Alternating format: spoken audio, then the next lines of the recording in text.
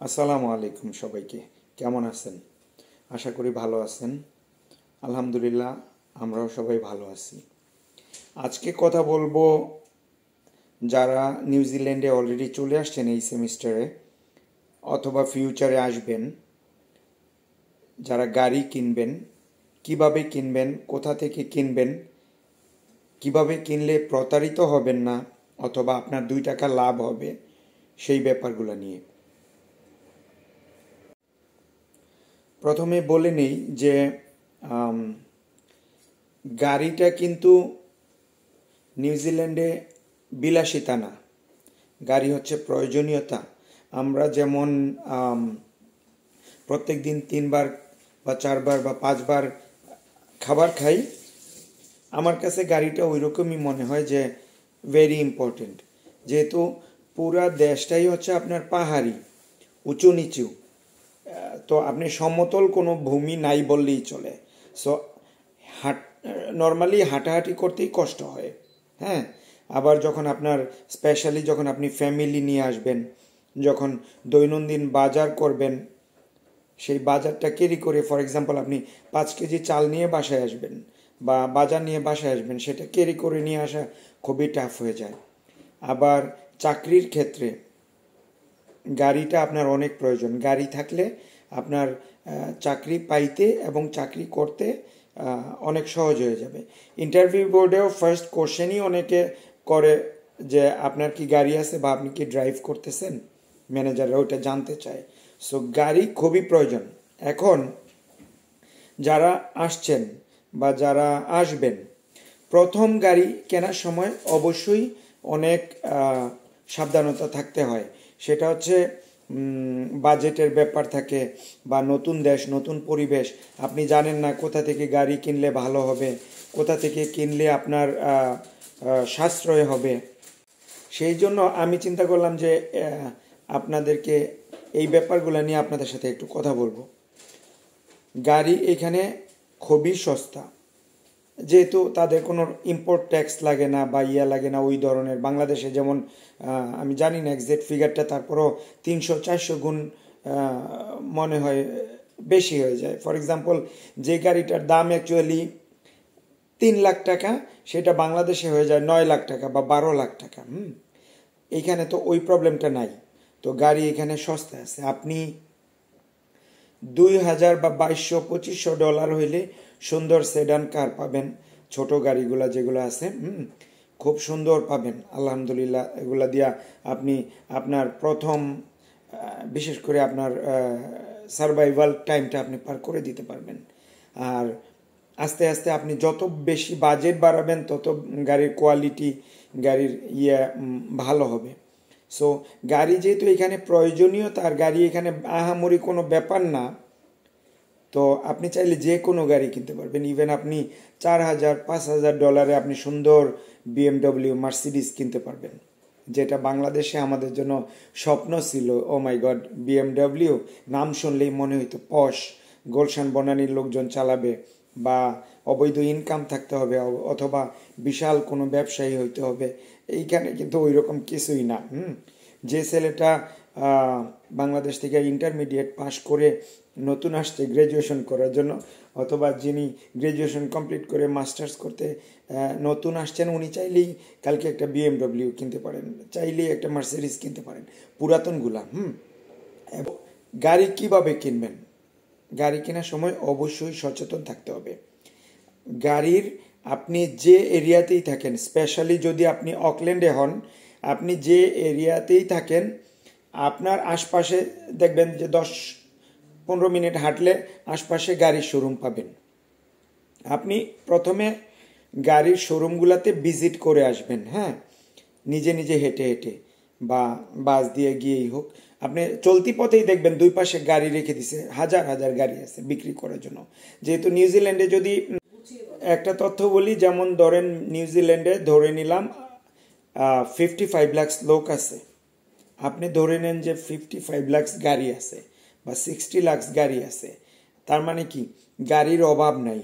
আপনি প্রত্যেকটা মানুষের একটা করে 2টা করে গাড়ি আছে। সো আপনি রাস্তায় হাজার হাজার গাড়ি দেখবেন, বাসে যাওয়ার সময় হাজার হাজার গাড়ি দেখবেন। তো ফার্স্টে আপনার নিজের অ্যানালাইসিসটা আপনি নিজে করে আসবেন, নিজে নিজে বিভিন্ন ওই যে রাস্তার দুই পাশে দেখবেন গাড়ির পুরাতন গাড়ির শোরুমগুলো আছে, ওগুলাতে ঘুরে আসবেন। তাহলে আপনার আইডিয়া হয়ে যাবে যে কোন গাড়ির কীরকম প্রাইস। আর একটা জিনিস মনে রাখবেন, ওটা হচ্ছে দেখবেন যে গাড়িটা ওই পুরাতন শোরুমে লিখে রাখছে যে $10,000 কি $8,000, ফর এক্সাম্পল আমি বলতেছি ধরেন টয়োটা ধরেন অ্যাকোয়া, অথবা আমি যেটা ইউজ করি মাজদা প্রিমিজি 7 সিটার। হ্যাঁ, সো আপনি তো আসলে যদি আপনার ফ্যামিলির মানুষ বেশি হয় তখন আপনি 7 সিটারে যাবেন, আদারওয়াইজ আপনি ছোট গাড়ি কিনবেন। তো ধরেন আপনি যে কোনো একটা গাড়ি, হ্যাঁ, এই টাইপের যে কোনো একটা গাড়ি টার্গেট করলেন, অথবা BMW অথবা একটা মার্সিডিজ টার্গেট করলেন, দেখলেন যে ওই শোরুমে ওইটার দাম লেখা আছে $10,000 কি $8,000, কিন্তু আমাকে যদি বিশ্বাস করেন এবং আমি যে সাজেশনটা দিচ্ছি এটা ট্রাস্ট করেন, তাহলে দেখবেন আপনি ওইটার দাম অত না, ওটার দাম আপনি ও লিখে রাখছে $8,000, আপনি তার কাছে বার্গেনিংয়ে যাবেন। নিউজিল্যান্ডে এই গাড়ির পুরাতন গাড়ির মার্কেটটা হচ্ছে পুরাটাই হচ্ছে আপনি বার্গেনিং করতে হবে। সো আপনি ওর কাছে বার্গেনিংয়ে যাবেন, বলবেন যে আমার তো বাজেট নাই, আমি নতুন আসছি এই দেশে, আমার জব নাই এখনও, আমি সারভাইভ করতে কষ্ট হচ্ছে, যেহেতু গাড়ি খুবই প্রয়োজন, আমি গাড়ি নিব সেই জন্য আসছি, কিন্তু আমার অত বাজেট নেই, তুমি এটা কতই দিতে পারবা? তখন দেখবেন যে কমে যাবে, মিনিমাম $2,000 কমবে। আপনি আমাকে ট্রাস্ট করেন, আপনি কথা বলে দেখবেন যে মিনিমাম $2,000 কমে যাবে যদি আপনি ফাইনালি কিনতে চান। তার মানে কি দাঁড়ালো? তার মানে যে দামটা দেয়া আছে ওইটাকে আপনি ট্রাস্ট করবেন না, এটা হচ্ছে আমার প্রথম টিপস। কারণ কি, ওনারা কেন দাম বেশি দিয়ে রাখে? ওরা জানে কাস্টমার এসে বার্গেন করবে, কাস্টমার ওই পুরান দোকানে গিয়ে ফিক্সড দামে গাড়ি কিনে না। আর গাড়ি, প্রথম গাড়িটা স্পেশালি আপনার ওই শোরুমগুলা থেকে নেওয়াটাই বোকামি আমি মনে করি আর কি, পার্সোনালি এটা আমার ওপিনিয়ন। কারণ ওনারা কি করে, ওনারা আপনার মতো যারা গাড়ি সেল করে দেয়, যে আমি আমার গাড়িটা সেল করে আমি আরেকটা বেটার গাড়ি কিনবো, তখন আমার গাড়িটা আমি সেল করে দিলাম, সেই গাড়িটাকে ওনারা নিয়ে, ওনারা যেহেতু গাড়ির ব্যাপারে এক্সপার্ট থাকে, ওনারা নিয়ে কি করে গাড়িটাকে একটু পরিষ্কার করে রং টং ঠিকঠাক করে, টুকটাক যদি সামান্য কোনো সমস্যা থাকে ওইগুলাকে একটু ঠিকঠাক করে ওইটাকে একটু হাই প্রাইসে বিক্রি করার চেষ্টা করে, এইটাই হচ্ছে তাদের ব্যবসা। সেই ক্ষেত্রে তাদের ওইখানে দাম একটু বেশি হবেই। এর উপরে আবার দুইটা ব্যাপার আপনার মাথায় রাখতে হবে, কারণ তার যে প্রিমিজে আছে ওটার ভাড়া আছে, তাই না? ওটার ভাড়া দিচ্ছে, আবার তার স্টাফ খরচ আছে, তার ইউটিলিটিস বিল আছে, হ্যাঁ, তার উপরে হচ্ছে তার ইনভেস্টমেন্ট আছে। এখন সে এতগুলা গাড়ি কিনা, ধরেন তার প্রিমিজে আপনি 50টা 60টা গাড়ি আছে, 100টা গাড়ি আছে, 100টা গাড়ি যদি আপনার $3,000 করেও ইনভেস্ট হয়ে থাকে অন এন অ্যাভারেজ, অথবা $5,000 করে ইনভেস্ট হয়ে থাকে, তাহলে আপনার কত কত লাখ টাকা ইনভেস্ট হয়েছে, তাই না? কত লাখ ডলার ইনভেস্ট হয়েছে। তো সেই ইনভেস্ট করার পরে সে তো প্রফিট করবেই, এটা স্বাভাবিক। এই জন্য দেখবেন গাড়ির দোকানগুলোতে আপনি যদি কোনো কাস্টমার নিয়ে যান, আপনাকে পার্সোনালি তারা $500-1,000 বকশিস দিয়ে দিবে, সেটা গোপনে, ওইটা হচ্ছে জানবেও না। ফর এক্সাম্পল, আপনি ক্রেতা, আপনি গাড়ি দেখতে গেছেন, আমার বাসার সাথে একটা গাড়ির শোরুম আছে, একদম আমাদের বিল্ডিংয়ের সাথে মেলানো, হ্যাঁ, ওই ভদ্র মহিলা হচ্ছে ওইটার গাড়ির ওনার, ওই মহিলা হচ্ছে ফিলিপিনো। তো আমি আমার বাচ্চাকে নিয়ে সারাদিন ঘোরাঘুরি করি, আয়াত আদিয়াতকে নিয়ে যখন এই রাস্তায় যাওয়া আসা করি, হাঁটা চলা করি, তার সাথে কিন্তু আমার দেখা হয়, কথা হয়। সে নিজেই আমাকে অফার করছে, আমিন যদি বাংলাদেশ থেকে বা তোমার পরিচিত কেউ গাড়ি কিনতে চায় আমার কাছে নিয়ে আসবা, আমি কিন্তু তোমাকে $500 টিপস দিব। তা আমি আবার বললাম $500 কম হয়ে যায় আমার জন্য, তুমি বেশি কত দিতে পারবা? তখন সে বলল, যদি গাড়ি ধরো $8-9 হাজার $10,000 দিয়ে যদি গাড়ি কেনে কেউ, তখন আমি তোমাকে $1,000 দিব। তা আমি বললাম ওয়াও, ভালো অফার, কিন্তু আমাকে দিয়ে হবে না। ও বলতেছে কেন হবে না, সবাইকে দিয়ে হয়, তোমাকে দিয়ে কেন হবে না? তা আমি বলছি আমি হবে না, আমি কাউকে নিয়ে আসবো না তোমার এখানে গাড়ি কেনার জন্য, কজ তুমি এমনিতেই গাড়ির দাম লিখে রাখছো 6,000 টাকার গাড়ি, সেটা তুমি লিখে রাখছো 10,000 টাকা। তো আমার কাস্টমার তো 4,000 টাকা লস হবে, আমি তোমার এখানে কেন নিয়ে আসবো? তুমি আমাকে 500 টাকা দিবে সেটা আমি জানি, বা 1,000 টাকা দিবে সেটা আমি জানি, কিন্তু আমি তো ওইদিকে আমার পরিচিত ভাইটা বা বোনটা সে তো $3,000 লস হয়ে যাবে। তখন সে হাসতেছে আর বলতেছে দ্যাটস আওয়ার বিজনেস। তা আমি বললাম হ্যাঁ ঠিক আছে, তোমার বিজনেস তুমি করো, আমি যাওয়া আসার সময় তোমার সাথে দেখা হয় ওইটাই ঠিক আছে, আমি কাউকে নিয়ে আসবো না তোমার এখানে গাড়ি কেনার জন্য। সো এটা আসলে আমার গল্পটা বললাম আপনার সাথে, এর মানে এই না যে আমি তার এখানে যাব টাকা ইনকাম করব, ওইটা না। হ্যাঁ, সো প্রত্যেকটা গাড়ির, পুরান গাড়ির শোরুমের সাথে এইভাবে কিন্তু মানুষজনের লিঙ্ক আপ থাকে। আবার এটা খারাপ দৃষ্টিতে দেখারও কিছু নাই, কারণটা কি, এটা তো বিজনেস, তাই না? বিজনেসে তার চ্যানেল থাকবেই, তাই না? কাস্টমার ধরার জন্য অবশ্যই চ্যানেল লাগবে, এইভাবেই বিজনেস রান করে। আপনি বাংলাদেশে যদি বিজনেস করে থাকেন আপনি জানেন যে বিজনেস কিভাবে করতে হয়। আমি যখন বিজনেস করতাম আমি জানি আমার ব্রিকফিল্ডের ইট আমি বিক্রি করতে হইলে আমার নিজস্ব কিছু ইয়া থাকবে, স্পোক পার্সন থাকবে, সেলস পিপল থাকবে, যারা ইটের ব্যাপারে কথা হইলে বলতো যে আমিন ভাইয়ের ইট ভালো আছে, কোয়ালিটি। সো এইটা হচ্ছে বিজনেস ইথিক্স, এটা খারাপ কিছু দেখি না। এখন আপনি কি করবেন? আপনি প্রথম বায়ার হিসেবে চেষ্টা করবেন গাড়ির শোরুম থেকে না কেনার জন্য, তাহলে আপনার প্রফিট হবে। আর আপনার যদি বাজেটে কোনো প্রবলেম না থাকে, শোরুমের গাড়িগুলোর কোয়ালিটি ভালো হয়, কারণ যে টুকিটাকি ছোটোখাটো ফল্ট থাকে ওইটা কিন্তু ওনারা আপনার ঠিকঠাক করে তারপরে বিক্রি করে। তার উপরে আবার শোরুমে মিনিমাম ধরেন কেউ কেউ 1 মাস, কেউ 3 মাস, কেউ 6 মাসের একটা গ্যারান্টি ওয়ারেন্টি দেয়। হ্যাঁ, প্রবলেম হইলে আবার ওইটা ফিক্স আপ করে দিবে। তো এখন ব্যাপারটা হচ্ছে গাড়িতে আসলে ওই ধরনের কোনো মেজর কোনো প্রবলেম হয়ও না। কেন হয় না? আমাদের দেশে গাড়ির কোনো সমস্যা হইলে আমরা সেটাকে ঠিক করি, ওই পার্টসটাকে ঝালাই দেই, এই করি সেই করি, বিভিন্নভাবে ওইটাকে মেরামত করার চেষ্টা করি। কিন্তু এইখানে কি হয়, আপনার কোনো একটা পার্টসে, পার্টিকুলার পার্টসের সমস্যা হচ্ছে, ওই পার্টসটা কিন্তু রিপ্লেস করবে। ওইটা এমন না যে ওইটা ঠিকঠাক করার চেষ্টা করবে, একটা স্ক্রু ভেঙে গেছে ওইটা স্ক্রু ঠিক করে দিবে, চেঞ্জ করে দিবে, ঝালাই ছুটে গেছে ঝালাই করে দিবে, ফাইটে গেছে ওখানে ঝালাই করে দিবে, ওই ধরনের কোনো ব্যাপার থাকে না। এইখানে হচ্ছে আপনার প্রবলেম মানে ওই পার্ট ফেলে দিয়ে নতুন আরেকটা পার্ট লাগাই দিবে। তার মানে কি? তার মানে হচ্ছে ওই প্রবলেমটা কিন্তু দ্বিতীয়বার আর হচ্ছে না। তার মানে কি, গাড়ি ভালোই আছে, গাড়ি ঠিকই থাকে, বাইরে দেখতে যাই হোক ইঞ্জিন মোটামুটি ভালো থাকে। সো আপনার যেটা করতে হবে ওইটা হচ্ছে মানে আমি প্রেফার করব, নতুন আসলে আপনাকে একটু ডিপ্লোম্যাটিক হইতে হবে, একটু চিন্তা ভাবনা করে যে আপনি গাড়িটা কিনবেন হচ্ছে ফেসবুক মার্কেট প্লেস, অথবা আপনি কিনবেন ট্রেডমি থেকে, ডিরেক্ট সেলার থেকে। ডিরেক্ট সেলারের কি হয়, উদাহরণস্বরূপ বলতেছি, আমার গাড়িটা আমি ইউজ করতেছি, এখন আমার একটু লাইফ আপগ্রেডের টাইম আসছে, আমি আমার গাড়িটা চেঞ্জ করব। তাহলে কি করব, আমি আমার গাড়িটা বিক্রি করে দিব। এখন আমি কিন্তু এখানে নতুন করে প্রফিট করার ধান্দা করব না। আমার গাড়ি যদি দাম হয় $4,000, আমি তো 6 মাস 1 বছর ইউজ করছি, আমি চিন্তা করব $3,000 হইলেই বিক্রি করে দিই। কিন্তু যিনি শোরুমের ওনার, উনি চেষ্টা করবে $4,000 গাড়ি আমি কিনে এনে এখানে আমার দোকানে ফালায় রাখবো 6 মাস, আমার কর্মচারীর বেতন দিচ্ছি, আমার কারেন্ট বিল আছে, আমার বিভিন্ন বিল আছে, গভর্নমেন্টের ট্যাক্স আছে, দোকান ভাড়া আছে, এই পজিশন ভাড়া আছে, বিভিন্ন খরচ আছে। সো প্লাস হচ্ছে আমি যে টাকাটা ইনভেস্ট করতেছি ওইটার একটা প্রফিটের ব্যাপার আছে। ওই জন্য ওনারা 4,000 টাকার গাড়ি 6,000 টাকা বিক্রি করতে চাইবে, এইটাই স্বাভাবিক।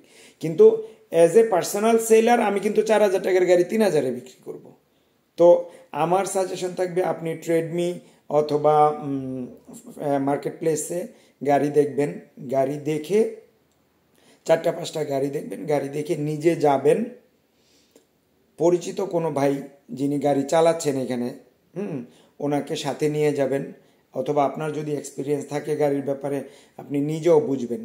গাড়ি চালাইলেই 5 মিনিট অবশ্যই টেস্ট ড্রাইভ দিবেন, চালাইলেই দেখবেন যে 10 মিনিট চালাইলে বুঝতে পারবেন যে আপনার গাড়ির কোথাও সমস্যা আছে কিনা, আদারওয়াইজ স্মুথলি চলতেছে কিনা। আর দুইটা জিনিস দেখবেন, আপনার গাড়ির রেজিস্ট্রেশন ঠিক আছে কিনা, মানে রেজিস্ট্রেশন এখানে প্রত্যেক বছর বছর রেজিস্ট্রেশন করতে হয় তো গাড়ির, সো রেজিস্ট্রেশন ঠিক আছে কিনা একটু মেয়াদ দেখে নেবেন, যে 6 মাস 8 মাস 4 মাস একটু লেন্দি আছে। আরেকটা জিনিস দেখবেন ওয়ারেন্ট অফ ফিটনেস, এইখানে গাড়ির কন্ডিশন ঠিক আছে কিনা সেটা প্রত্যেক বছর ফিটনেসের জন্য আপনার সার্টিফিকেট নিতে হবে, যেটা এখানে WOF বলে, ওয়ারেন্ট অফ ফিটনেস বলে। তো এটা তো আমাদের মতো না যে বিআরটিএতে গিয়া 500 টাকা 1000 টাকা 2000 টাকা ধরায় দিলাম, 5000 টাকা দিয়ে দিলাম, আমার গাড়ির ফিটনেস হয়ে গেল। এখানে তো ওই রকম না, এখানে প্রপারলি আপনার ফিটনেস টেস্ট ঠিক আছে কিনা, আগামী 1 বছর গাড়ি পারফেক্টলি চলবে কিনা ওটা দেখেই আপনাকে সার্টিফিকেট দেওয়া হয়। সো আপনার যদি ওই ওয়ারেন্ট অফ ফিটনেস থাকে 2-4 মাস 6 মাসের, আপনি সেই গাড়ি নিতে পারেন। নেয়ার পরে যেটা হবে, আপনি আপনার গাড়ি নিলেন, আপনি তো দেখেই নেবেন গাড়িতে সিট কেমন আছে, দরজা ঠিকমতো লাগে কিনা, আপনার অ্যাক্সেলারেটর ঠিকমতো কাজ করে কিনা, আপনার ব্রেক ঠিকমতো কাজ করে কিনা, আপনার টায়ারের অবস্থা কি, হ্যাঁ টায়ার নতুন না সেমি পুরাতন না খুবই বাজে অবস্থা, টায়ার চেঞ্জ করতে হবে কিনা, এগুলো তো আপনি দেখেই নেবেন। নেয়ার পরে আপনি কি করবেন, আপনার মেন্টাল স্যাটিসফ্যাকশনের জন্য আপনি এইখানে আপনার কিছুক্ষণ দূরে দূরে BTNZ নামে একটা প্রতিষ্ঠান আছে, ওই BTNZ যাবেন, গিয়ে আপনার গাড়িটার প্রয়োজনে আমরা যেমন চেক আপ করাই, আমাদের শরীরের চেক আপ করাই, ডায়াগনস্টিক সেন্টারে গিয়ে আপনি BTNZ গিয়ে গাড়িটা এটা চেক আপ করায় ফেলবেন। তখন ওরা বলে দিবে যে তোমার গাড়ির এই এই এই এই সমস্যা আছে এবং এইটা এত দিনের মধ্যে ঠিক করলে গাড়ি পারফেক্ট। সো আপনি যদি ওই টেস্ট করাইয়া 2-4 মাস পরে আপনি ওই গাড়ির পিছনে $500-1000 খরচ করেন, তখন আপনার গাড়ি কিন্তু পাংখা হয়ে যাবে, গাড়ি উঠতে থাকবে, আলহামদুলিল্লাহ খুবই ভালো চলতে থাকবে। সো আপনি ওই শোরুমে গিয়ে $3000, $2000, $4000 অতিরিক্ত ওদেরকে পয়সা না দিয়ে এসে, যেহেতু আপনি দেশের থেকে আসছেন, নতুন আসছেন, আপনার বাজেটের ব্যাপার আছে, চাকরি বাকরি পাওয়ার ব্যাপার আছে, পরে লাক্সারি করবেন। তো আপনি যদি এইভাবে পার্সোনাল সেলার থেকে গাড়িটা নেন, আবার চেষ্টা করবেন যে আমাদের প্রতিবেশী দেশের কিছু লোক থাকে, তারা গাড়ির, বিশেষ করে আমরা যারা দক্ষিণ এশিয়ার আছি, আমাদের কিন্তু গাড়ির সামান্য প্রবলেম থাকলে ওইগুলো আমরা বলতে চাই না, গোপন করি। কিন্তু আপনি যদি অনেক যারা আছে এরা বলে দেয়, সো আপনি ওপেনলি কথা বলে নেবেন। আর আপনি তো 2-1 ভাইকে নিয়েই যাবেন, যে গাড়ি সম্বন্ধে ভালো বুঝে, ওকে নিয়ে যাবেন, গাড়ি চালায় নিয়ে আসবেন। এতে করে আপনার কি হবে, আপনার অনেকগুলো টাকা বেঁচে যাবে আর কি। তো আশা করি আপনাকে বুঝাইতে পারছি। তারপরে যদি পরিচিত কেউ থাকে ওনার মাধ্যমেও কিনতে পারেন। দেখেন, আল্লাহ ভরসা, বেস্ট অফ লাক। আমার সাজেশন থাকবে, আপনি মার্কেট প্লেস থেকে অথবা ট্রেডমি থেকে, পার্সোনাল বায়ার থেকে গাড়ি কিনবেন। এবং আরও একটা ইম্পর্টেন্ট কথা, ওরা ওইখানে যে গাড়ির দাম লিখে রাখবে, আপনি কিন্তু কখনোই সেই গাড়ির দাম ওইটাতে করবেন না, আপনি তাদের সাথেও মূলামূলি করবেন। মার্কেট প্লেসে হোক বা যেখানে হোক, আপনি মূলামূলি করবেন, পার্সোনালি তাদেরকে মেসেজ দিবেন যে ভাই দেখলাম তোমার গাড়ির দাম $3000, আমি তো স্টুডেন্ট আসছি বা আমি নতুন আসছি এই দেশে, আমার জব নাই, বাট আমার গাড়ি লাগবে, আমি $3000 দিতে পারবো না, আমি $1800 দিব, ফর এক্সাম্পল $1800 দিব কি আমি $1900 দিব, তখন আমাকে লাস্ট প্রাইস দাও। তখন সে দেখবেন $3000 দাম লিখে রাখছে, সে আপনাকে বলবে ওকে $2500 তোমার জন্য। তখন আপনি আবার বলবেন না, আমি $2500 দিতে পারবো না, আমি আর $100 বেশি দিচ্ছি, $200 বেশি দিচ্ছি। এইভাবে মেইন কথা হচ্ছে, আপনি গাড়ি যেখান থেকেই কিনেন, আপনাকে অবশ্যই বার্গেনিংয়ে যাইতে হবে। আপনাকে চক্ষু লজ্জার ব্যাপার নাই, বা লজ্জা পাইলে হবে না, আপনাকে বলতে হবে যে আমার পকেটে টাকা নাই। আপনার পকেটে টাকা থাকলেও আপনি বলবেন আমার পকেটে টাকা নাই, হ্যাঁ, সো আমাকে তোমার আরও কমাইতে হবে প্রাইস, তাহলে আমি নিতে পারবো। এভাবে বুদ্ধিমত্তার সাথে ডিল করে গাড়ি কিনেন, বেস্ট অফ লাক। রাস্তায় সাবধানে চালাবেন, রাস্তার কোড কন্ডাক্ট যেগুলো আছে, রুলস আছে, এগুলো মেনে চলবেন। যেহেতু আপনি নতুন আসছেন, রাস্তাঘাট ফাঁকা পায়া যে মানে খুব বেশি কনফিডেন্ট হয়ে যাবে তা না, আপনার সতর্কতার সাথে গাড়ি চালাবেন। 2-4 মাস গেলে আপনি এমনিতেই রাস্তায় মাস্টার হয়ে যাবেন। তখন ভালোভাবে চালাতে পারবেন আশা করি। ভালো থাকবেন। আসসালামু আলাইকুম।